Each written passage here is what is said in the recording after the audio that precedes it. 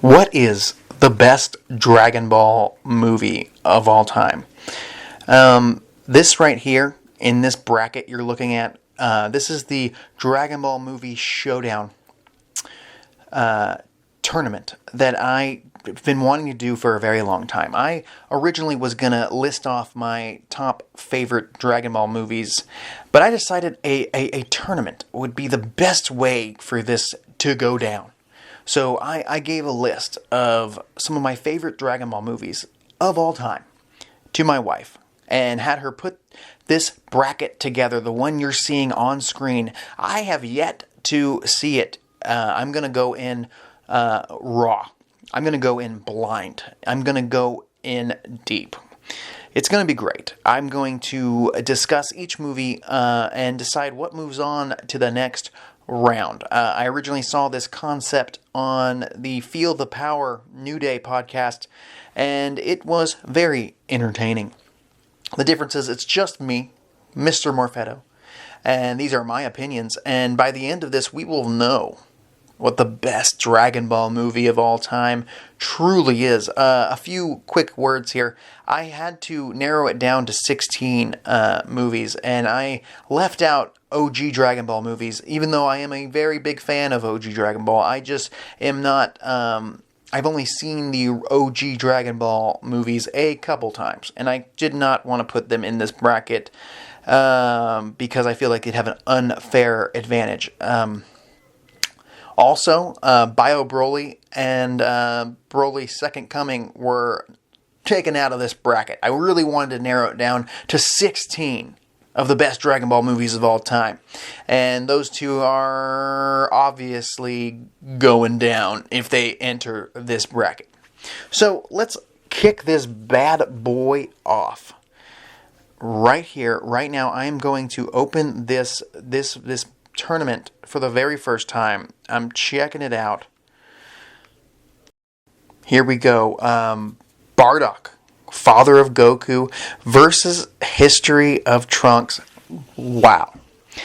I can't believe... See, my wife has never really seen most of these movies. She's seen a few of the Team 4-Star versions, but she's really never seen them. And she randomly put this bad boy together, and I can't believe these two heavy hitters are going against each other in round one. I really could have seen these two going all the way to the end. And I have to decide which one is going to move on into the final 8. It's insane. Both movies are fantastic. Let's start with Bardock, father of Goku. Bardock, father of Goku, one of the most memorable characters of all time. A lot of the fans want to see more of him in some capacity in the anime, in Dragon Ball Super, or a flashback or another movie, because he's such a cool character. Sadly, in the Broly movie, they kind of took away some of his edge, you could say.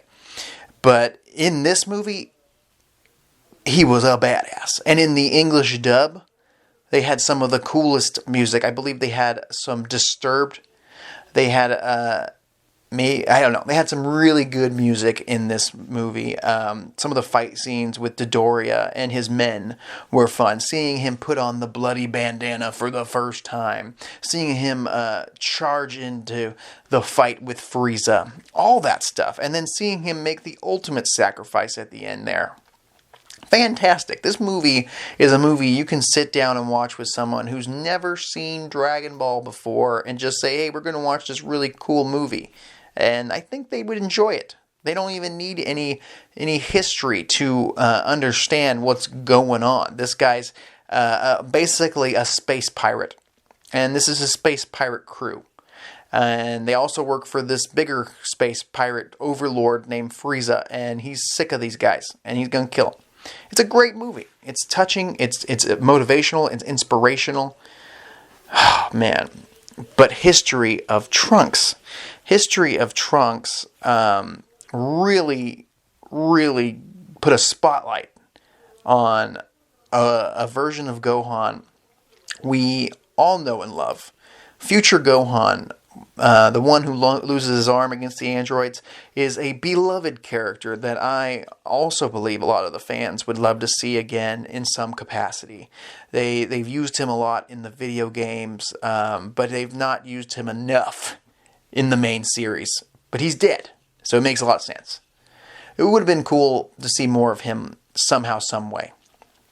But he left such an impact from this movie alone. Future Gohan is the Gohan we always wanted to see. A Gohan who's been through some shit. This Gohan had been fighting his whole life. He never got a time of peace like the Gohan we know. He never got to meet Videl and get married and have a life with a child. He sacrificed everything. This is so hard. Why is this number one? And then learning about Trunks' past and how sad it was seeing him go Super Saiyan for the first time over his mentor's dead body. Oh my god, both these movies are fantastic, and like I said, could have easily taken this tournament, and I have to choose one? Oh man, I'm gonna say the winner of this first bout has to be Bardock, the father of Goku, because I really enjoyed this version of Bardock. It's a really good movie, and like I said, you can show it to people without having to tell them anything about the series, and I think they can enjoy it. While as History of Trunks, you kind of have to explain the whole Cell Saga, really, to explain what this is all about, or at least parts of it. This is really hard for me to do. So Bardock, father of Goku, is moving on to the final 8. Oh, that was tough. Alright, match number 2. What is it? Dead Zone versus Resurrection F. Woo! Another tough one. This is exactly why I took out Bio Broly and Broly's Second Coming, because I knew those two would be easy outs. No problem. Get out of here. Get out of town. But Dead Zone and Resurrection F. The Dead Zone was the very first Dragon Ball Z movie, and it's kind of a precursor to Dragon Ball Z because it takes place before Raditz shows up. And it's kind of nice seeing characters like Piccolo, who's still technically a bad guy, and seeing him team up with Goku. I mean, this whole movie is pretty damn good for being the first one. This was before they got Super Saiyans, before they got over-the-top power levels. They really got a really cool transformation here with Garlic Jr.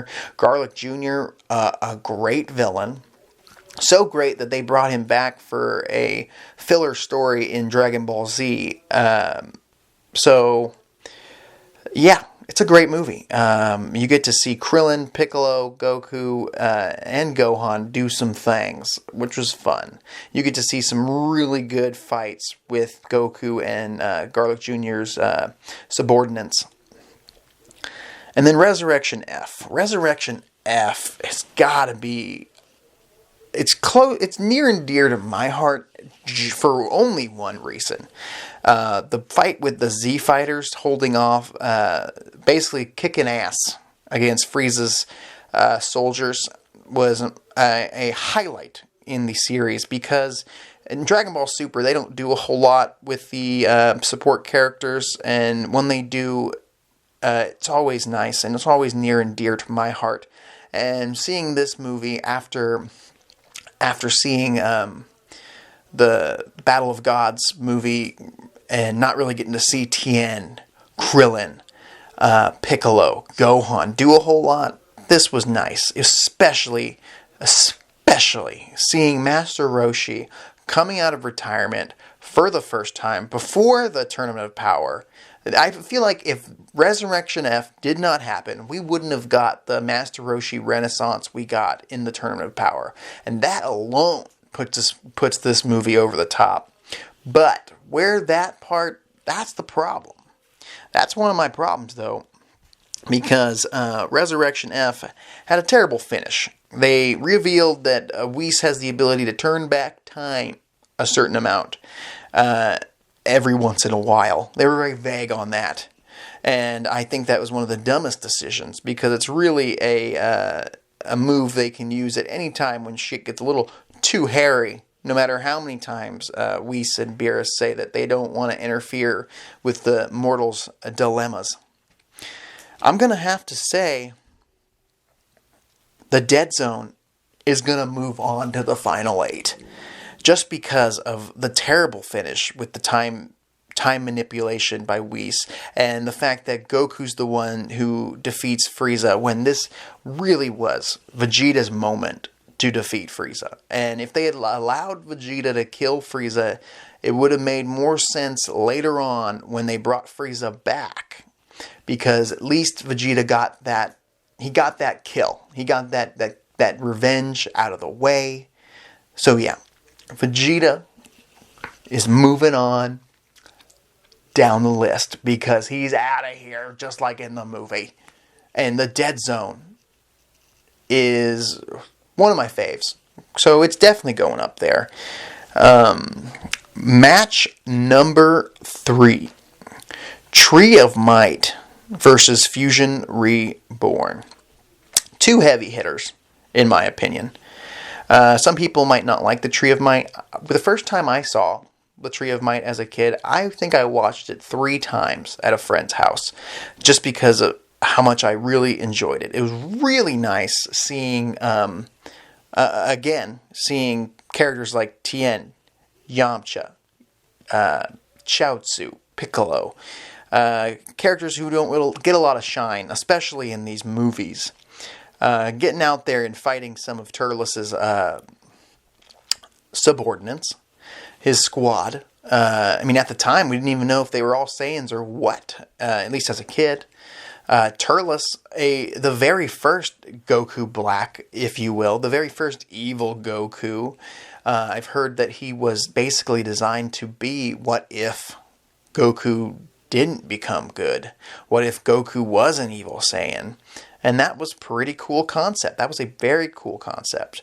And the idea of them planting this tree that gives all power, very fun.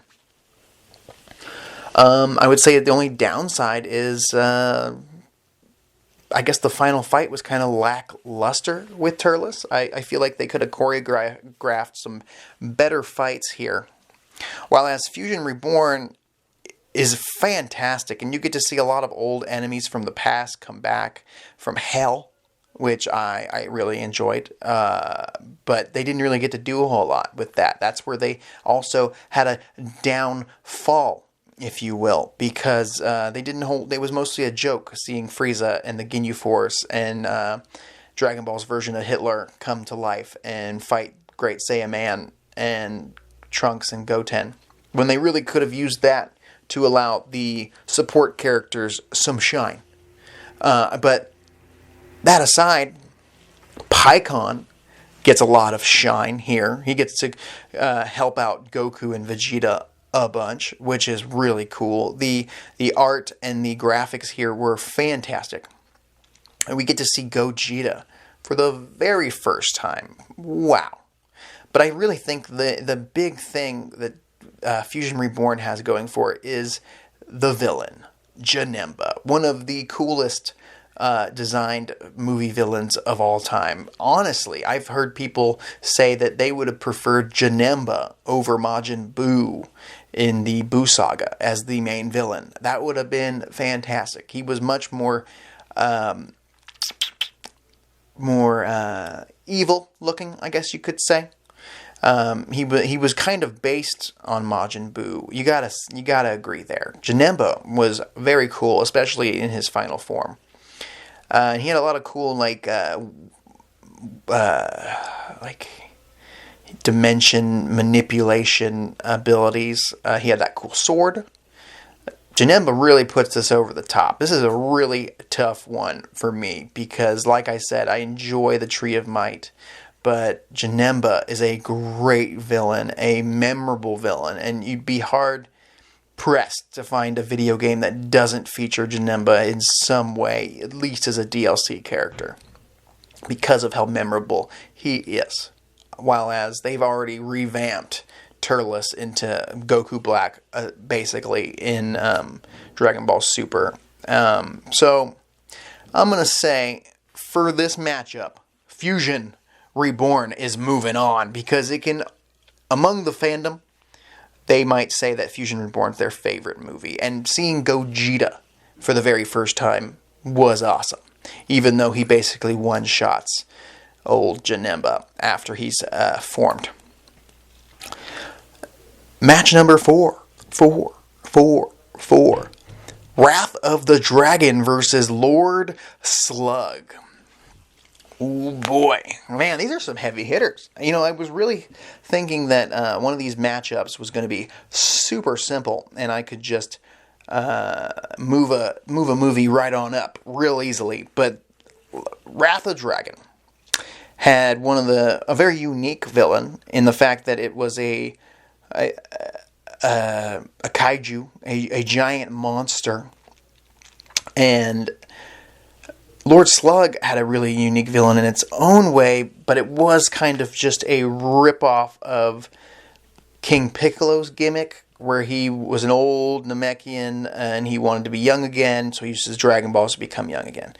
But I really enjoyed the fights in Lord Slug over the fights in Wrath of Dragon.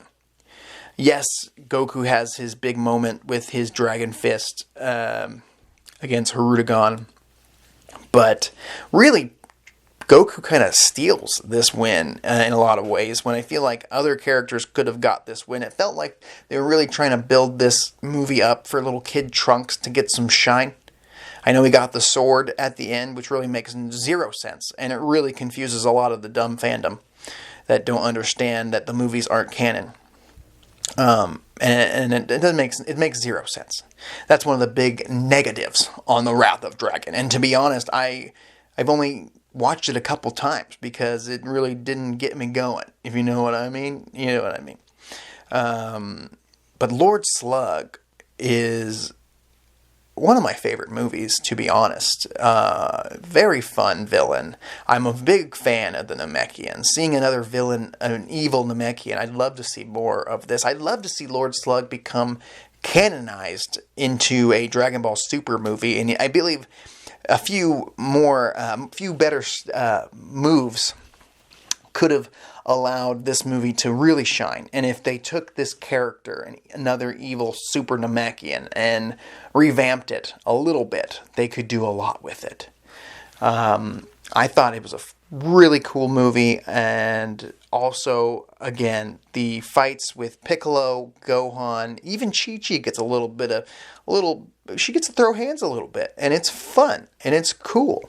They find a cool way to knock Goku out of the fight for a little bit, and when he shows up, he does this false Super Saiyan thing, which I think is even cooler looking than Super Saiyan. This almost red aura with the white eyes. I think at the time they weren't sure what Super Saiyan was going to look like, so they made this form. And I like to look at it like, in my head canon, like this is the precursor to Super Saiyan. Like, you're right there, but you just didn't have enough power to get there. So I thought that was really fun. And if you haven't seen the Team 4-Star version of this one, you're missing out, because it's great. So yeah, Lord Slug is moving on to the final 8. Alright, the legendary Super Saiyan Broly versus Battle of Gods. Woo, baby! See, this is another reason why I'm glad I cut out the other 2 Broly movies, the inferior Broly movies, because there's already 2 Broly movies on this list. And Broly Legendary Super Saiyan could arguably be the fandom's favorite Dragon Ball Z movie. I think the only place it starts to fall apart is the fact that Broly in this movie is the essence of big strong guy throws big blasts type of character. Kind of no real choreographic fights. He was the Hulk, basically, of the Dragon Ball world, and you can really appreciate that. You get to see Trunks, Piccolo, Gohan, Goku, Vegeta all work together. That was fun. The whole idea. I mean, if this movie didn't happen, we wouldn't have the Broly movie from Dragon Ball Super. And there's a reason that Broly is probably hands down the fandom's favorite movie villain of all time. He's a really one-dimensional villain, but he is memorable, and he's got a look about him that's reminiscent of Trunks in his super duper Saiyan he does against Cell. But Battle of Gods kicked off a new era for Dragon Ball.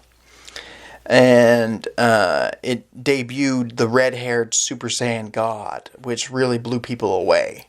Me personally, wasn't a fan when it first came out, but it grew on me. But I mean, also a unique villain in this, who became one of the main characters of Dragon Ball Super, Beerus, who was great in this movie as a villain. The only problem with this movie, I would say, is it really didn't allow anyone but Goku and maybe Vegeta a little bit to shine. And I get real frustrated when a lot of these beloved characters don't get to do a whole lot other than get slapped around by the villain. And that's basically what they did here. I feel like this movie could have been better if, instead of it being based around Bulma's birthday, it was based around Gohan and Videl's wedding. And it makes so much sense because Videl ends up being pregnant. And I feel like that is the big problem here. And also it debuts this super stupid, convoluted God ritual that I don't know who came up with. Stupid as hell. They even basically skip right on past it in the Dragon Ball Super manga because they also know how ridiculous it is. Basically, they all hold hands, and they use Gohan's unborn fetus of a child to help Goku get an unearned power-up. That's one of the things that Dragon Ball was not meant to be about. Unearned power-ups, and that's what the Super Saiyan God transformation originally was. It was something you get by holding hands with a bunch of other Super Saiyans, and you just become godly and overpowered. So much so that, I mean, Goku's strongest transformation before that was Super Saiyan 3, and he got bitch slapped by Beerus. But then after this, they were able to, he was able to hold his own, at least, with Beerus, who turned out to just be holding back. So it was very convoluted, and that is why Battle of Gods will not be moving on in this tournament, I'll tell you that. Broly, legendary Super Saiyan, you're going on up because it's a good movie. It's a fun movie. I enjoyed it. Could have been better, but it's going up there into the final 8. And here we go. Our next match up here is Dragon Ball Super Broly, the very first Dragon Ball Super movie, versus The Return of Cooler. The Return of Cooler, if you didn't know, is the second Cooler movie, where he debuts the Mecha Cooler, which in a lot of ways was cool, but also just a revamped version of Mecha Frieza, which was almost a better version of the idea, because he was able to make the legion of the army of coolers, which was very cool.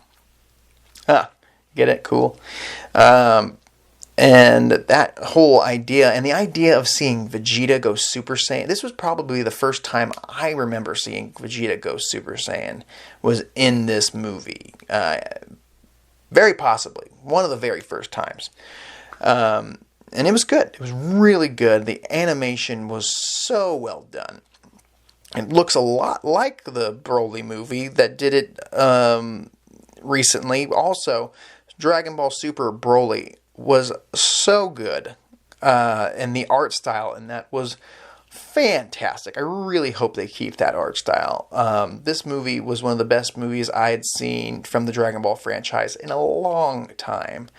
And honestly, I didn't appreciate it until I rewatched it at home again and was like, wow. But the thing that I do not like about the Dragon Ball Super Broly movie was seeing them kind of take away the edge away from Bardock. The whole Bardock part of the Dragon Ball Super Broly movie was very lackluster, and it kind of, in my opinion, ruined Goku's backstory and the Saiyans' backstory of being a big war people. It was really cool to see the Ginyu Force and Frieza's army and how they have their, the thumb on King Vegeta and the Saiyans. But originally we were taught to believe that the Saiyans were a vicious race. But in this movie, they really show the lighter side of the Saiyans. And it makes people wonder why they haven't found a way to bring back these good Saiyans, especially after this movie. Like I said, it really ruined the mystique that Saiyans were crappy people for the most part. They were a fighting race, a warrior race, if you will. But other than that, the fights between this new Broly, who not only looks better than the old Broly, has a lot more layers. He had a really cool story about him and a giant pet that he wears a pelt around his waist, and his father being a very abusive father who really was using his son to get his own revenge. There's a lot of layers here. We also get another look at Gogeta, a badass in his own right. There's a lot to unwrap here with Dragon Ball Super Broly, while as Return of Cooler was very one note. Cooler was on planet Namek, which they just so happened to be going to visit at the time. It was nice going back to Namek.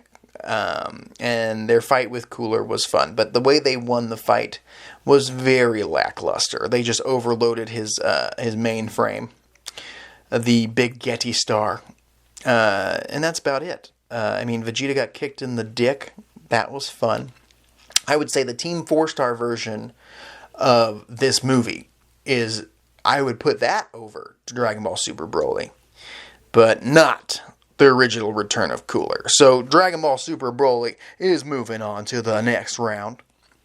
Alright, we're getting close to the end of the top 16. This tournament will move a lot faster after I get through this. Let's see, who is it? It is another Cooler. Cooler's Revenge versus the World's Strongest. So Cooler's Revenge was the first time we saw Cooler. The first time we found out that Frieza even had a brother. That's what's crazy about it. Cooler's Revenge was one of my favorite movies as a kid. Just seeing this, I think, better designed version of Frieza, basically. A more put together version of Frieza. A man who knows what he's all about. A man who's not a sadistic asshole.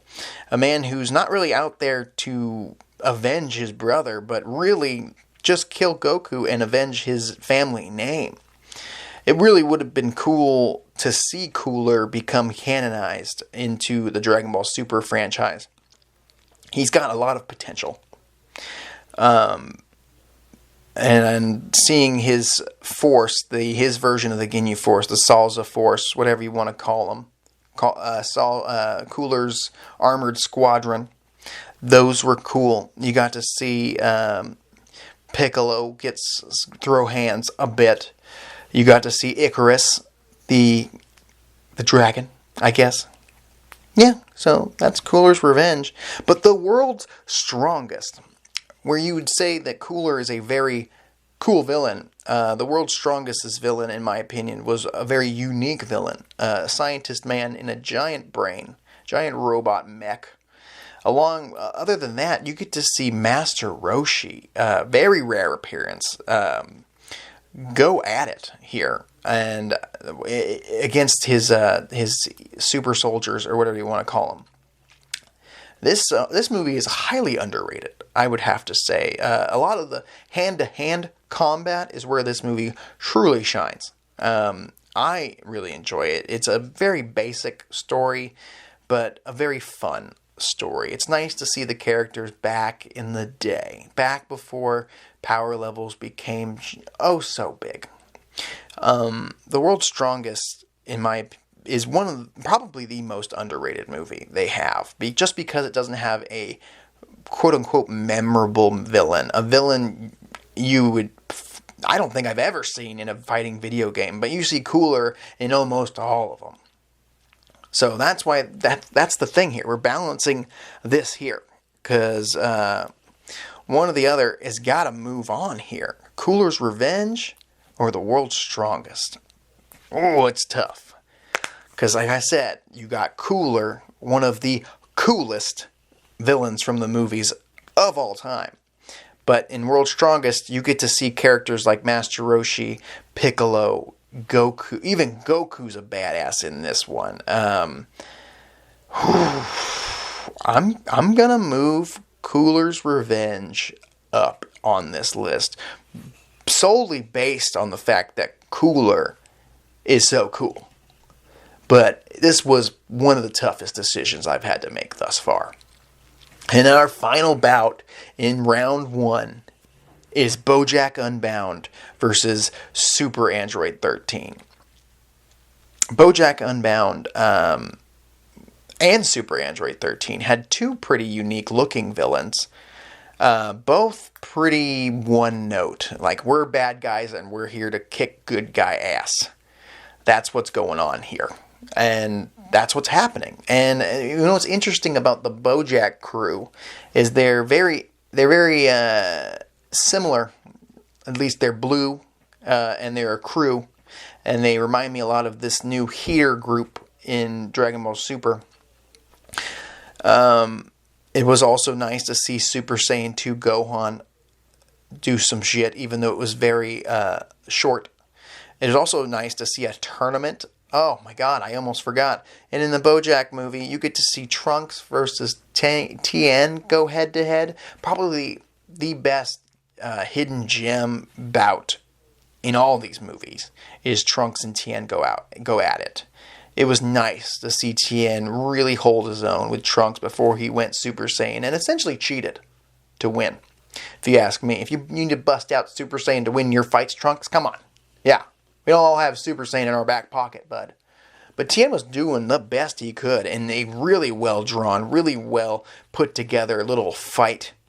Short enough, but well done. And I would have loved to see more of that. I wish they would have let Piccolo and Krillin go at it in this movie a little more than they did. I wish they would have let Yamcha do some more in this little tournament. I wish they would have let Roshi do some more there. See, I'm wishing. That's a problem here with this movie. While as Super Android 13, in my opinion, was super cool to see some more androids. And as a kid, I thought the androids were some of the coolest villains in the entire series. Android 15 and 14 were very unique looking. 13 had a transformation that was a kind of lackluster in my opinion. Big buff guy, very Broly-esque. And just didn't make a lot of sense. It didn't make a lot of sense looks-wise why he would look like that. Oh man, this is tough. I'm gonna have to put Bojack Unbound ahead of Super Android 13 for the simple fact that we got to see Trunks and Tien throw hands. That was fantastic, in my opinion. One of my favorite bouts in all these movies. This Bojack Unbound, when I was a kid, was probably my most watched of those movies just because of the tournament part at the beginning. Man, it'd be really cool to see a tournament like that again in the series. A more casual tournament involving the good guys of the series and see some bouts we just haven't seen before.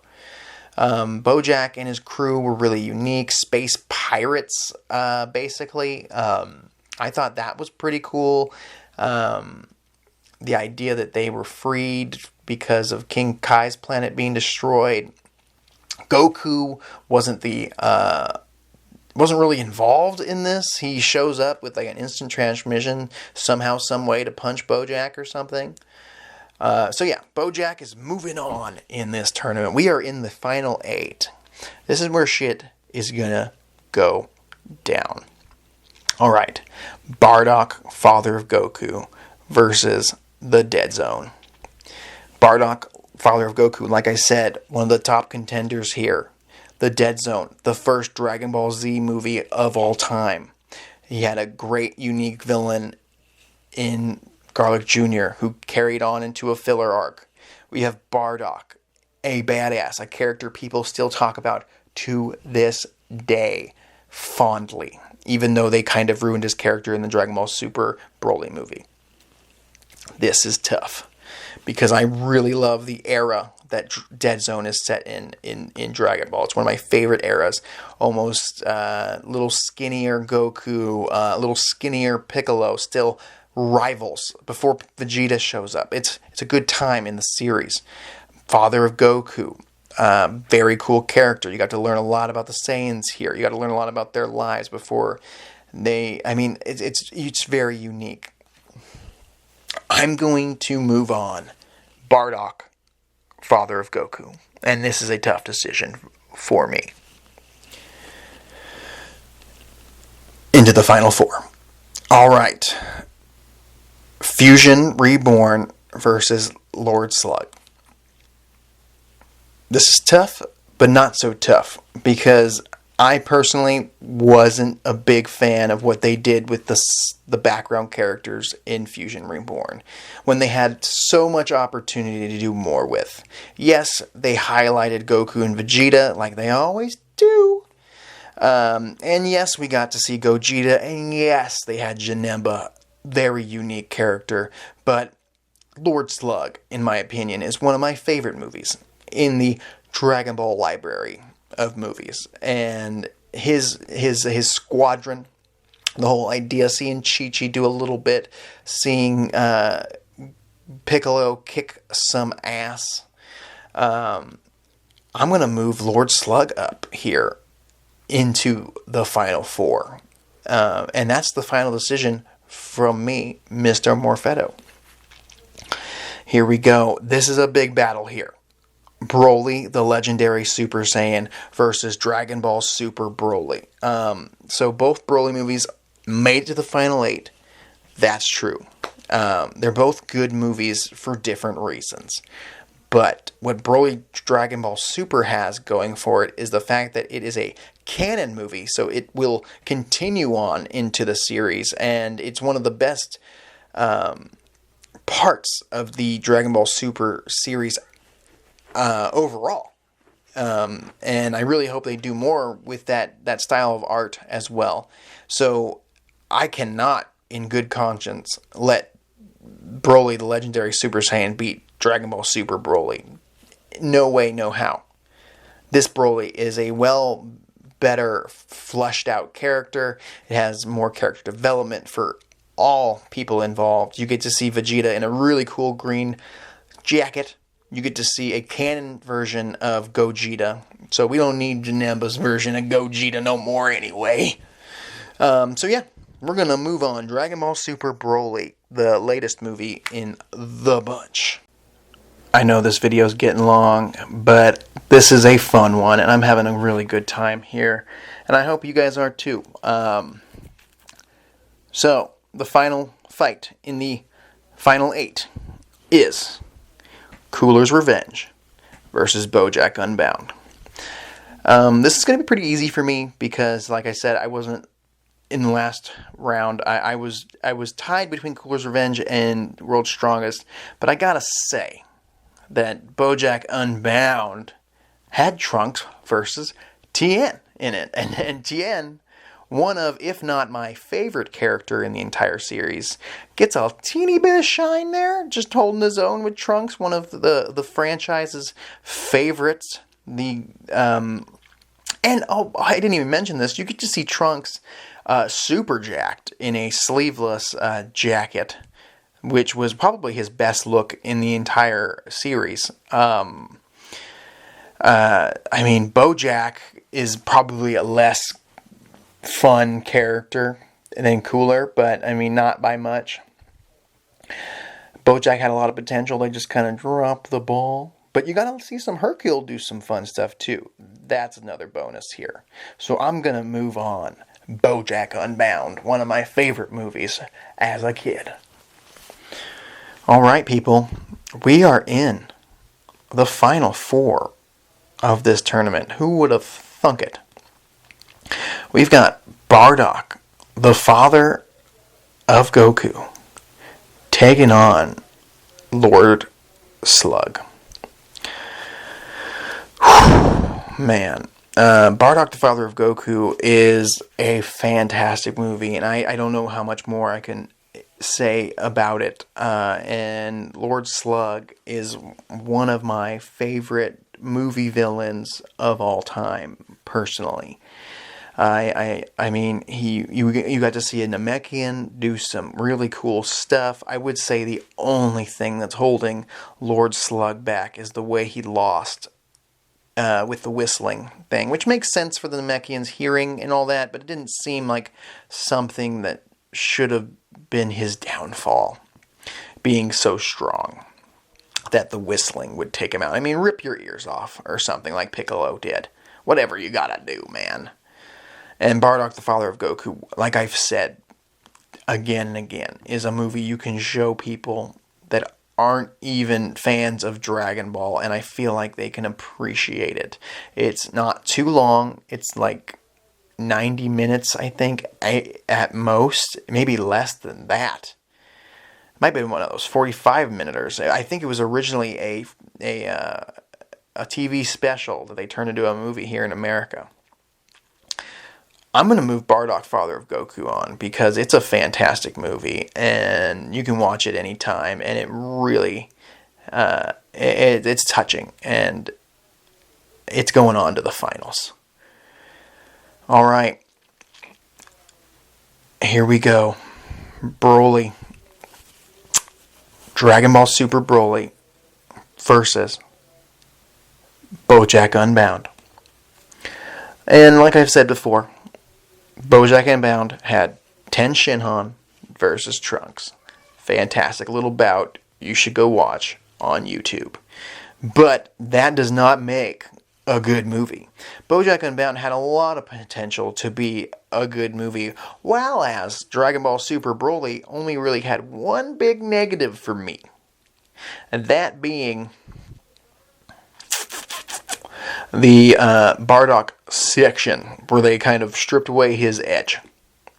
So I'm going to have to put Dragon Ball Super Broly over, because it's arguably one of the best movies in the entire series, and arguably the best part of the Dragon Ball Super franchise thus far. So it's moving on. And old Bojack Unbound, you came a long way. You're like one of those teams that wasn't supposed to make it this far in the finals, but just had that one good player, being Tien versus Trunks, that kept pushing you forward, my friend. So here we are. We are in the finals of this tournament. This fantastic tournament that has been so much fun. And there's a lot of movies that might have made it much farther had they been paired up with a different opponent early on. But easily, I've got to say that Bardock, the father of Goku, versus Dragon Ball Super Broly is a damn good final two. These two are heavy hitters, and if you had asked me to rank all these movies, I would have put them both very high. And this is our final fight, and only one can be the best Dragon Ball movie of all time. And I've got to say, this is tough. This is really, really tough, because one is currently canon in the story, but at the same time, it's funny that these are the final two, because, like I've been saying, that my only part in Dragon Ball Super Broly that I hated was the fact that they ruined Bardock's edge. They took away his edge. They also took away the edge of the Saiyans and kind of made them more likable than they needed to be. They didn't even need to do that. They made Bardock a better father. And I think I preferred him being a terrible father, but then realizing his faults